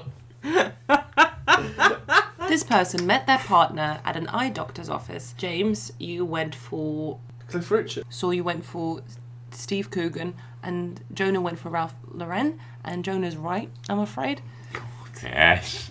Ralph Lauren met his wife at his optician's. She was a receptionist. And they are still together. Oh, I thought he'd be dead. His name, his original name, was Ralph Lifshitz. And as a kid... I'm sorry, that's the old bully in me. No. Oh, lift shits would have got it hard. So he got really bullied because obviously it sounds like said. shit. So he changed his name to Lauren when he was 16 years old. Ralph Lauren is actually under contract as the designer of uniforms for the US Olympic team from 2008 through to 2020. Ralph Lauren has never played polo. Does he brag about that? Is that the first thing he says when he meets you? Hi, I'm Ralph, never played polo. You're like, oh, He's never played polo, but the reason he's done the logo to be a person playing polo is because he was really attracted to that kind of like lifestyle. And I guess the whole What did he know? He needed an optician. Just Yeah, all blurs. He thought it was, And it was supposed to be a knight. It looks good. I love his mace. Ralph Lauren has become very famous for being able to sell that whole idea of the lifestyle. People using the term like, "Oh, they're so Ralph Lauren," like, describe like a particular lifestyle. Piss off. Every single fashion brand says they do that. TK Maxx. Oh, yeah, but TK Maxx. That's so TK Maxx. That's so No, Primark. it's so Gucci and all that That's stuff. so Primark. Do you know what I mean? Like, every fucking fashion brand says, oh, you know, we want our brand to be associated with the lifestyle, people living the Gucci lifestyle, the Ralph Lauren lifestyle. They all say it means nothing. It's just something dumb people say. The Primark. Yeah, so he never grew up around people playing polo. He just decided to fit on the idea because it fit with the idea of what he wanted his brand to be. Like, it was very aspirational. When he to charge a lot for his clothes. Yeah. Done. He actually started off selling ties instead of like polo shirts as we're used to them. He started selling ties that he made out of scraps of fabric that other factories basically were throwing Now away. that's the Ralph Lauren lifestyle. A tatty tie made from scraps. There you go. That's what I'm going to call it from now on. I'm going to walk up to someone with No. That's the Ralph Lifshitz lifestyle.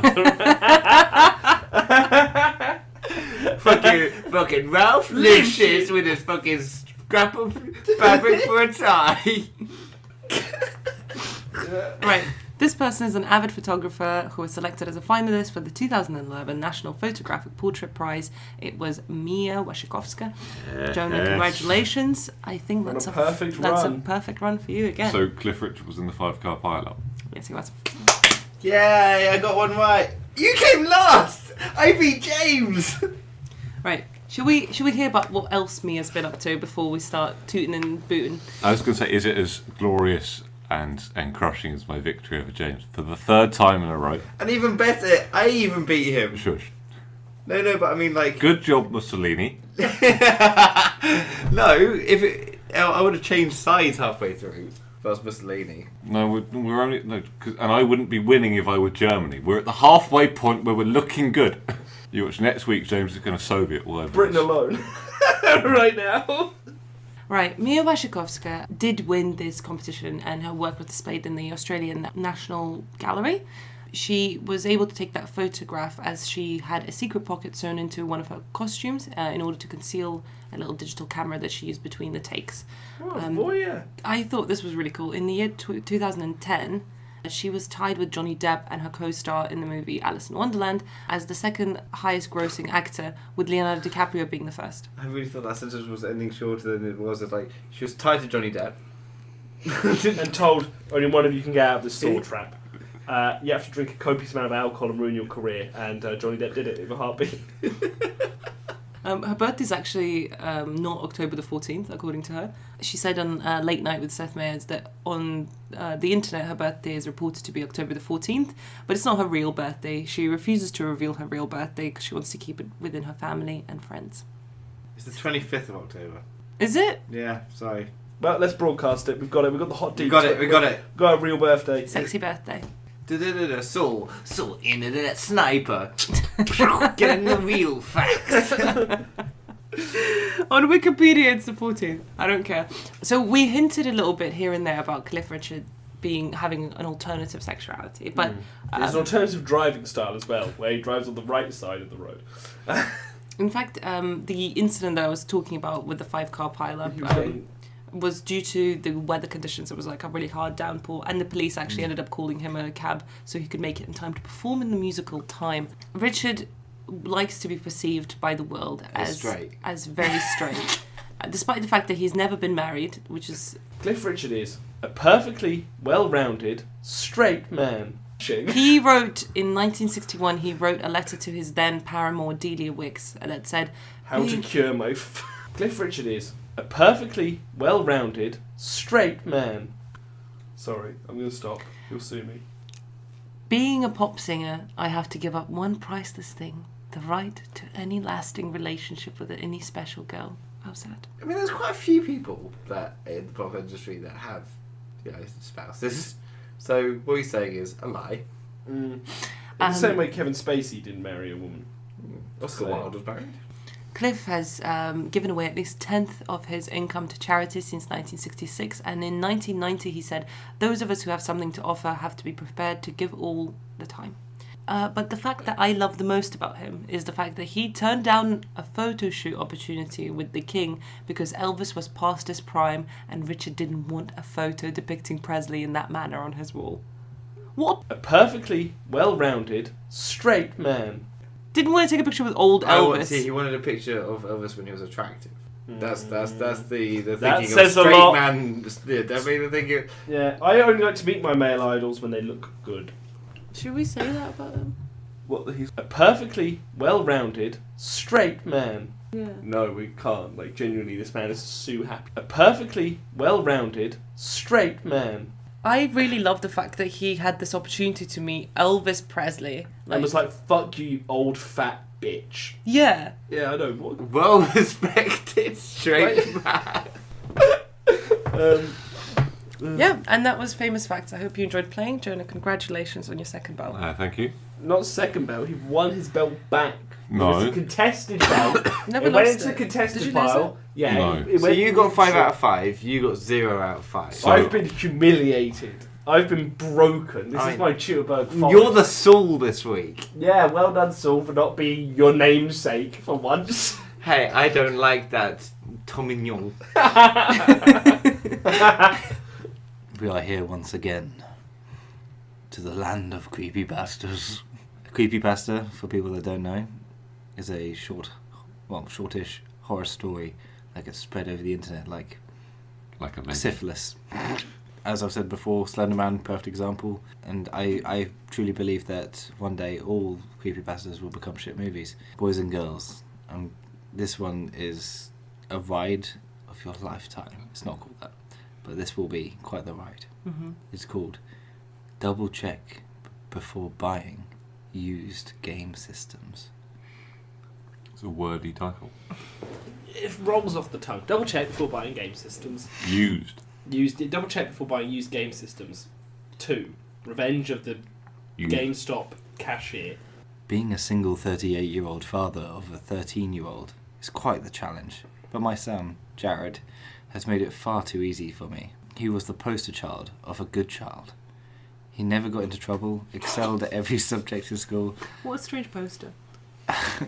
Just on his wall, just of a child. Jared, this is what you shall be. That's just a picture of me, Dad. Exactly. You've made it far too easy for me. I'm fucking great. He never got into trouble, excelled at every subject in school, and had a passion for the classical guitar. Of course, just like any other kid, he would do something wrong, but he would always be honest with me. He would tell me what he did, and he would always seem legitimately sorry for his actions. That is why I was browsing through Craigslist looking for an Xbox One. I knew he wanted one, but it was far too expensive for me to buy. I could barely keep up with the bills, but I checked for a decent deal every night before I went to bed. 4 days ago I came across a new ad placed for an Xbox One with 4 games for just $75, when that is ridiculously cheap. Yeah. That is clearly... That broke. That's what that is. That's broken. This is what this story should be. I received a broken Xbox One. With 4 empty boxes. For my stupid dad. When I clicked on the ad, I saw that an enraged mother was selling her son's game system because he failed in all of his classes. After checking the time and seeing that it was 8:30 p.m, I called the number that was on the bottom of the post. 10 minutes later, we agreed to meet at my house at 10 a.m. the next day to make the transaction. Why were they talking for 10 minutes? What were they talking about? Yeah, I don't know if you've ever bought something online, like Craigslist or Gumtree or something. You tend to. This is how the conversation tends to go. It tends to go, is this still available? Yes. Meet me here. Is the price still good? Yes. Done. Done. Yeah, pretty much. Maybe because he's a single dad, he was looking for an opportunity to have a blended family. Before she hung up the phone, she said, I just want to let you know something. My son, he is a smart kid. He's really good. He's a really good boy. But ever since he got that stupid system, he started getting obsessed over a game. It's Fortnite. I don't really know which one, but just monitor your son. I hung up the phone with an uneasy feeling, but I knew that my son was different, and he deserved it. I'm like, this dickhead. Yeah, I like your shit, son. When my son came home from school, he screamed out in joy when he saw me hooking up his new Xbox to the TV. He ran up and gave me a hug and sat right next to me while I connected the HDMI cable to the system. I handed the controller to Jared and he started looking through the games. All 4 of them. Once he picked out some sort of car racing game, I got up and started getting dinner ready. By the time I put together the last chicken taco, I turned around to call out Jared to come in. But I saw he was already sitting at his chair. The whole entire meal, Jared thanked me for getting the Xbox and about his first couple of races. When we finished dinner, he got up and walked into his room. After I cleared out the dishes and washed them, I walked upstairs to my room, and when I passed his room, I checked in his room and saw that he was closing up his school notebook and picking up his guitar. I had to get up early for a meeting next morning, so I fell asleep. As soon as I walked into the room, to the sound of my son strumming... Willy guitar, Willy guitar, Willy guitar, Willy guitar.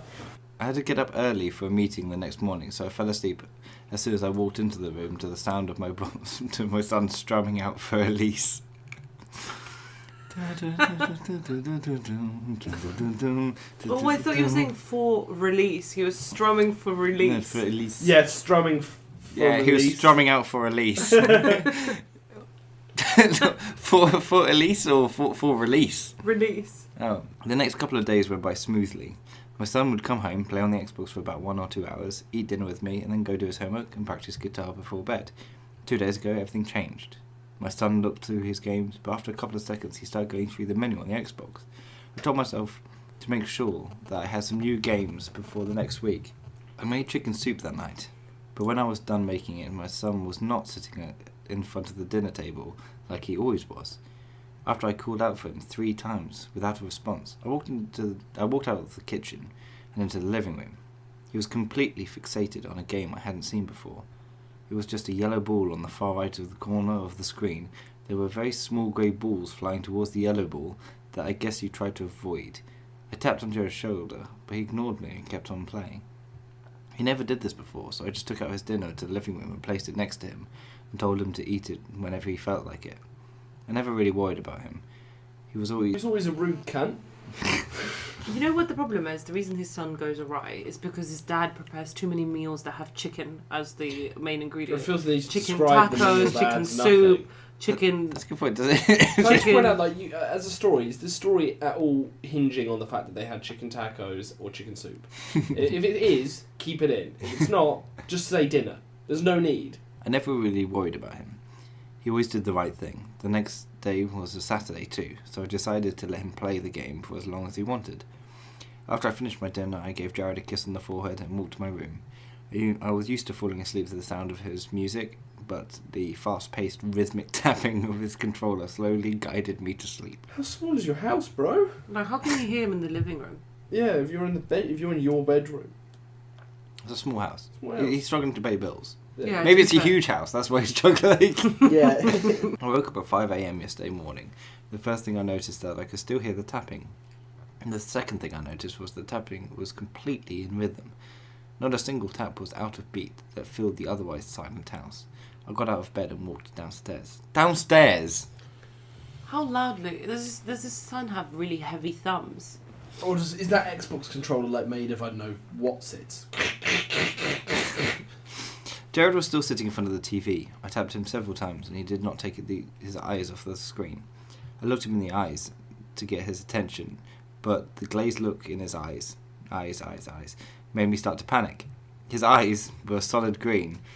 It wasn't the lighting or anything on the screen. His eyes were solid green. Wow. Without any hesitation, I grabbed the controller out of his eyes, out of his hands, and started to drag him to his room. He screamed and tried to get out of my grip, Pause. but I didn't loosen my grip until he was in his room. You peer, say, friends, family, people you care about, and you see them in front of some weird screen.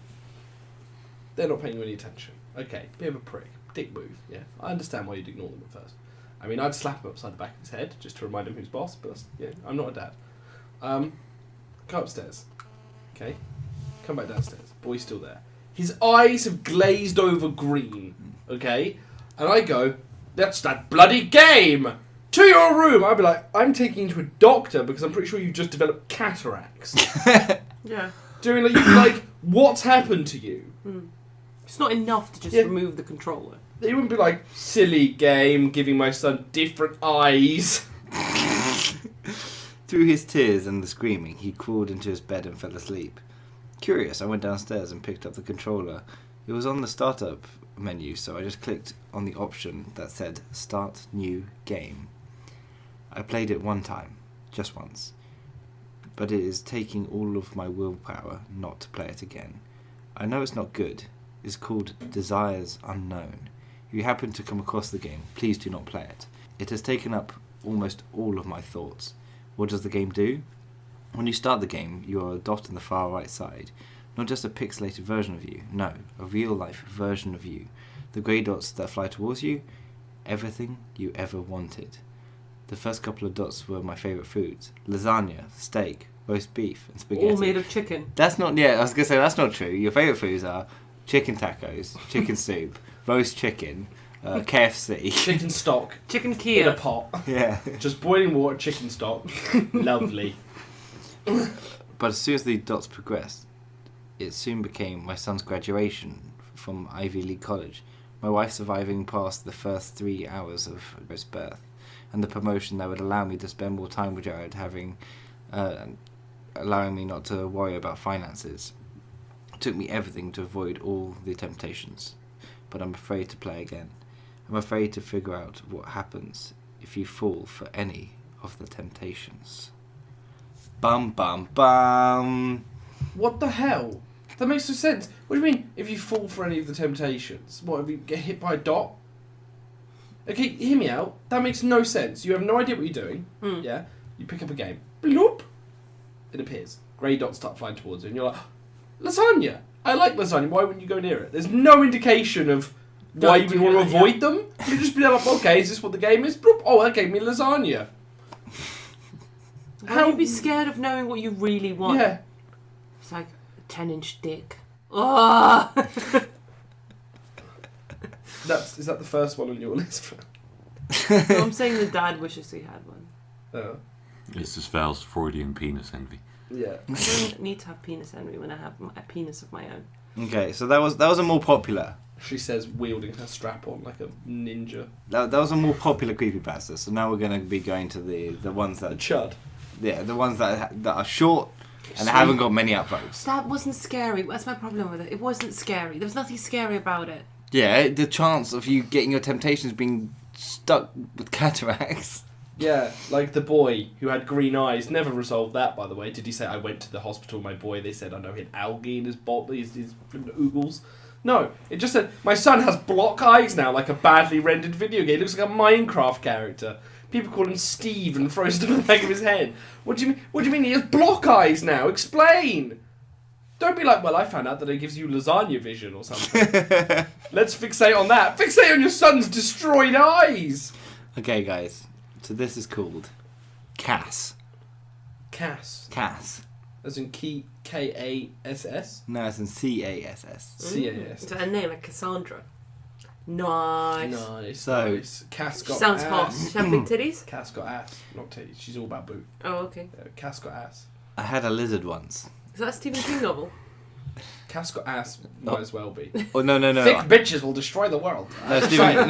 Stephen King. I had a lizard once. It was great. His name was Cass. He had a booty for days. I had a lizard once. It was a gecko, actually. Bright and green with many specks.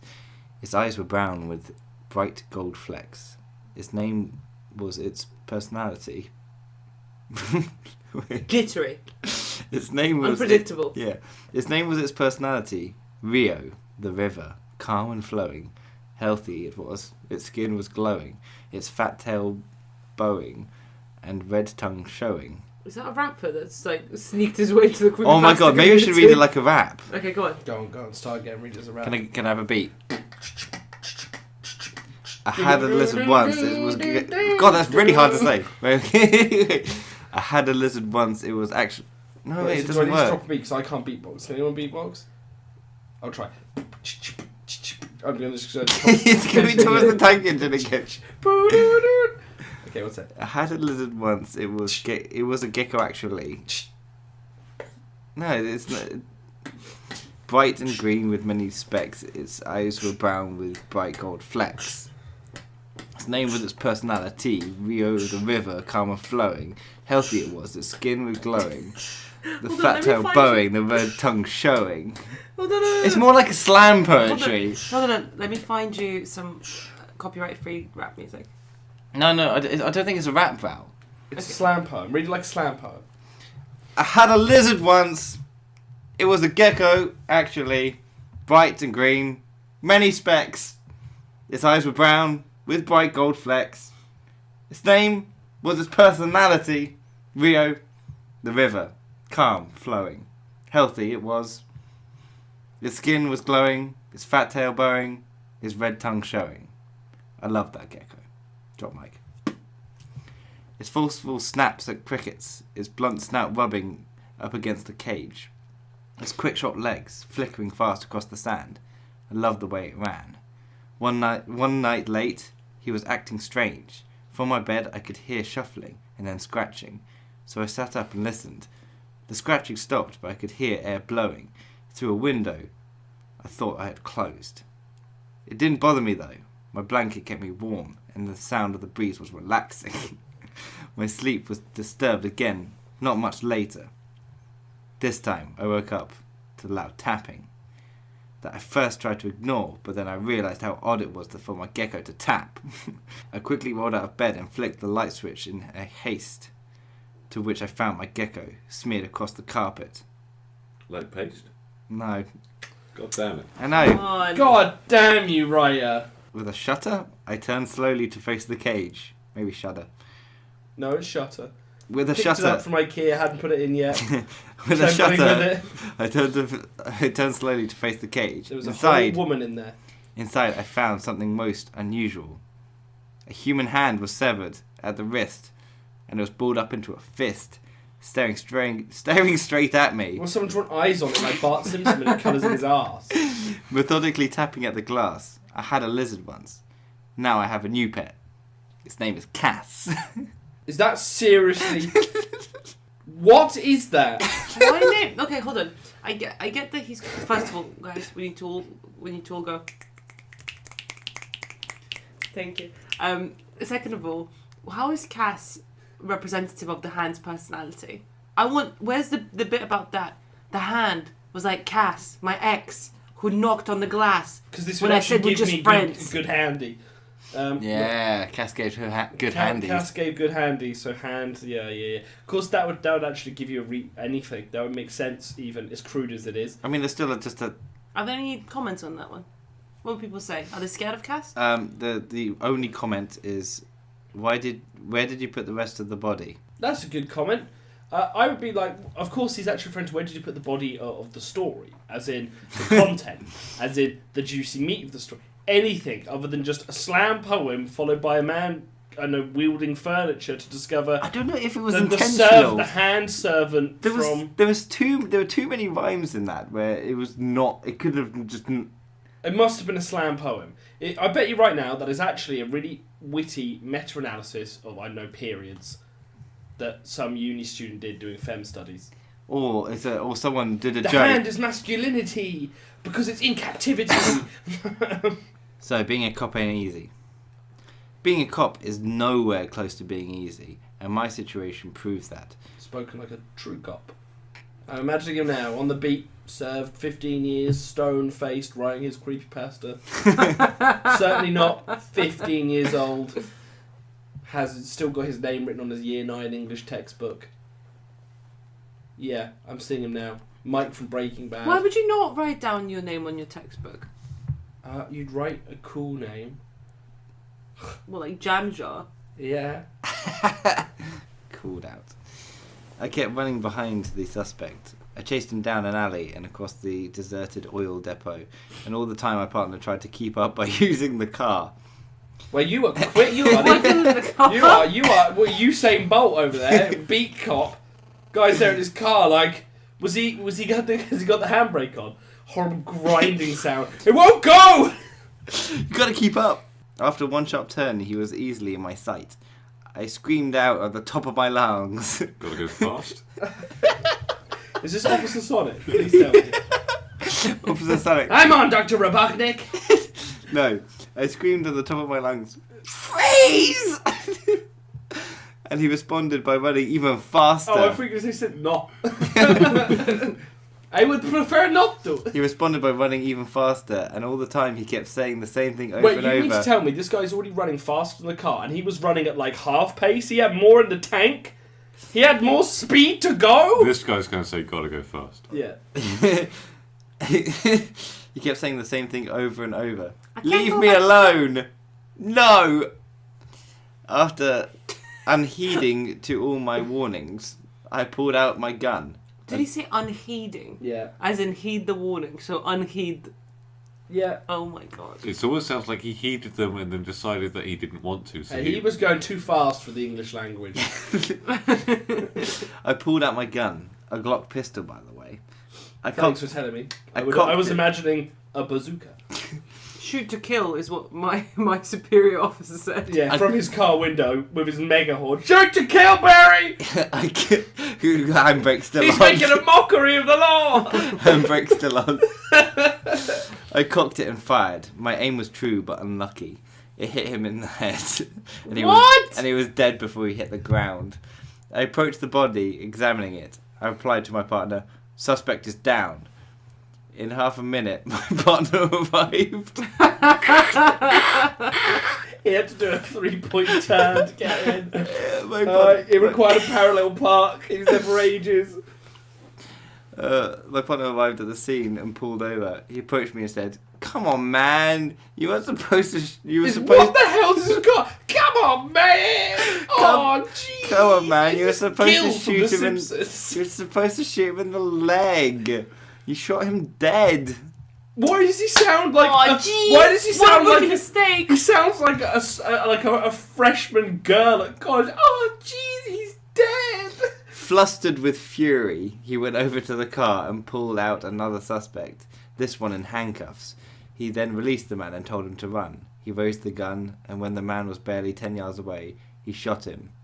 He came over to me and said, "God, I'm so glad that you suggested this." And I'm like, "Yeah, I know the police and thief game is so fun, right?" He nodded and said, "Where's the next thief? And don't you dare shoot him dead this time. I want to see them crawling." And I sighed and then slyly replied, "Gotta hunt for some." That's fucking shit. Wait, they're not real cops? No wonder he took so long in the car. He was driving all crooked. Ooh! Oh, it was so bad that I just dirtied myself along with the writer of that. That's what I did right there. I shouldn't have done that. I feel bad. I feel like a hippo. I'm not a hippo. I'm just a slightly chubby boy in mud. It's just a hippo's domain. It thrives here. It doesn't care. I care. I think there's a twig up my ass now. Maybe some kind of weevil is burrowing in somewhere it shouldn't. No, that was atrocious. Especially towards the end where it just sounded like he was just slapping out words. It was like, "Oh man, you shouldn't kill him now, man. I got another guy in the car here, and we're bad boys." 3 bad boys 3. La, la, la, la. I don't... Will Smith is just shooting people now. Yeah. Martin Lawrence there, like, what are you doing? I gave the story too much credit because I realized like that the reason he You released. gave wait, let's stop there. You gave the How story much credit any did you give credit. it? Yeah, because I was thinking maybe he released the second suspect to frame it like the second suspect tried to kill the first guy, but Also, No, they're just pretending to be to police the- officers to shooting the- people. To the grizzled cop. that's right? They're not actual cops. No, they're not. I don't They've- think they're actual. I They've think. stolen the police car and are just killing people. Yeah, that's why they don't know how to drive it. Yeah. Or He's Are actually they 12? pushing the car. Also, I'm pretty sure. Can I ask? This I may sound like such a nub. Do you have to clock a Glock? Aren't they like one of Well, those? you could pull the slider back if it makes you feel better. Yeah, but they're not. They don't have a hammer, no. No, that's what I was thinking. They're very kind of modern styled semi-auto pistols. I don't think you have to clock them. Yeah, the back of them's square. Yeah, that's what I was thinking. Yeah. So Very we're hard just to there stick going, one on top of the no. No, they're designed so you can glue them together. Looks like it's hot action. Jamming with Samuel Samuel Jackson. Jackson. No. Zooms out to these two dead people. Two fucking moronic cops or not cops. Who Gotta knows? hunt some more thieves. Gotta hunt What some blaring the SWAT soundtrack out of the stolen police car. Those are the two guys murdering people and leaving handcuffs on the scenes. New people shooting people with standard issue police guns. Favorite creepypasta that we've read today. I'm gonna go with Gopnik Slayer. No, Gopnik Gouger, maybe? Gopnik Gouger. Yeah, the Gopnik Gouger. No, I honestly, The Xbox one. that was sniff. It made It was no a double sense. check before buying second-hand game console. Just Double- rolls off the Just tongue rolls as off the well. tongue. An instant classic, What about, like what, Citizen Kane. what Or about Cass, the lizard? Cass Cass wasn't the lizard. Cass was the hand. Oh yeah, shit, the lizard disembodied was hand. Rio. But I don't know. Rio the lizard. I think Cass was my favourite because I Well, really like the slam poetry aspect. aspect, of it. yeah, I've yeah. never been like attacked with. It's very creepypasta. brave to write a creepypasta like a slam poem and then to have it end by dropping the entire charade and having a hand in a box. So, well done to you, sir. But basically, you know, sometimes you look and you realise someone has reinvented the wheel because I barely comprehend what I'm looking at. Maybe that's what we're looking at here. Or maybe, just maybe, someone with the care and graces of an elephant on LSD has approached the China shop of the English language and run amok. Maybe. We will never know. I just We'll like- let history judge Cass.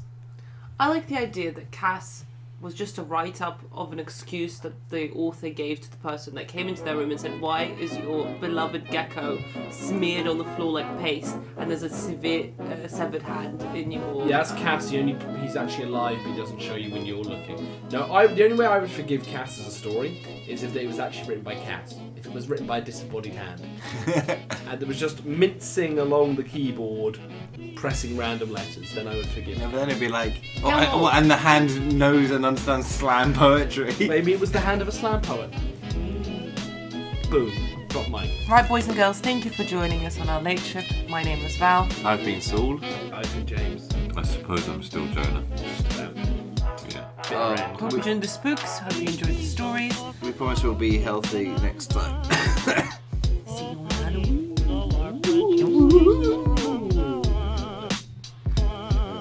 Cass, Dude, Cass is gonna fucking slip one up his bum. Yeah, then he's gonna climb all the way up there and you're Cass.